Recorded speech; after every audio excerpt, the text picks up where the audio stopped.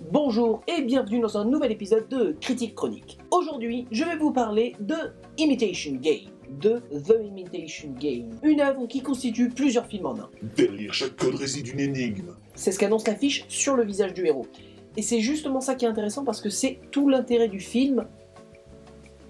Ouais, alors je vais pas vous faire une critique de 30 secondes, on va peut-être au moins mettre le générique d'abord. Allez-y, j'attends, bougez pas.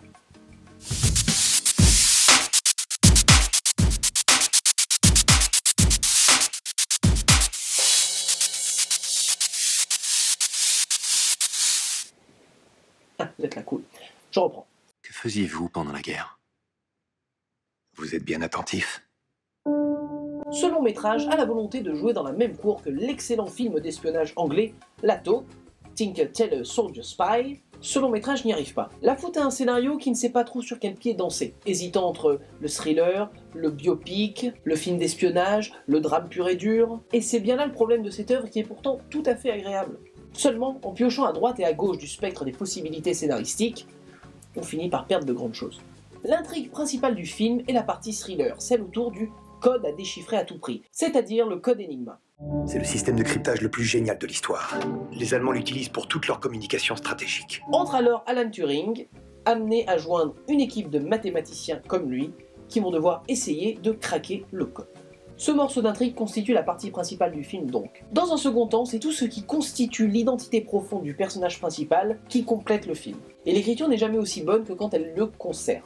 Qui est-il vraiment? Quelles sont ses intentions? Ceci est un mouvement risqué, parce que quand un film est constitué d'un personnage principal flou, c'est toute l'œuvre qui peut s'écrouler. Ici, la double consonance du code à déchiffrer dans le scénario avec le personnage à déchiffrer pour nous en tant que spectateurs est assez intéressante. Le film, constitué de plusieurs flashbacks, donne des indices à certaines énigmes du personnage et nous aide à les résoudre progressivement. Évidemment, l'interprétation de Benedict Cumberbatch met le personnage en exergue, son talent étant indiscutable. Il est peut-être juste dommage de l'avoir pris lui pour jouer un personnage extrêmement intelligent, arrogant. Le monde pense qu'Enigma est indéchiffrable. Laissez-moi essayer, comme ça nous en serons sûrs. Parce que bon, il en joue un quand même pas très loin. Et la correspondance des personnages est un peu impossible à éviter. Pour ceux qui ne connaîtraient pas du tout, Benedict Cumberbatch interprète Sherlock Holmes dans la série anglaise Sherlock, que je vous conseille. On sent que c'est pas tout à fait le même registre, bien entendu, mais bon, la pomme n'est pas tombée très loin du pommier.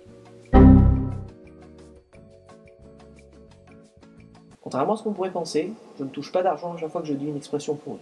Elles viennent naturellement. Merci. Après, il faudra reconnaître que tous les autres acteurs sont évidemment excellents, de Matthew Good à Keira Knightley en passant par Mark Strong et Charles Dance. Ici, la réalisation du Norvégien Morten Tyldum, je l'ai bien dit du premier coup en plus, est tout à fait acceptable. Elle est honnête sans être extraordinaire. Elle suit l'action. Encore une fois, je parle de réalisation et pas de mise en scène. Au bout du compte, on en voudra sincèrement au scénario.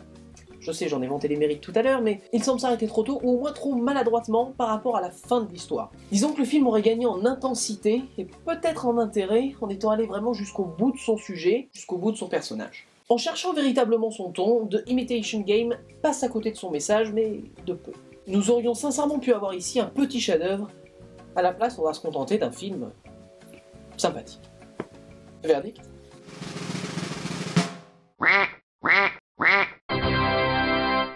Dans votre DVD Tech, The Imitation Game se rangera après les films Un homme d'exception et le film Lato. La semaine prochaine, je vous critiquerai le film Franck. Quoi? Hein? Qui? Ah, à suivre. Amis du soir, bonsoir.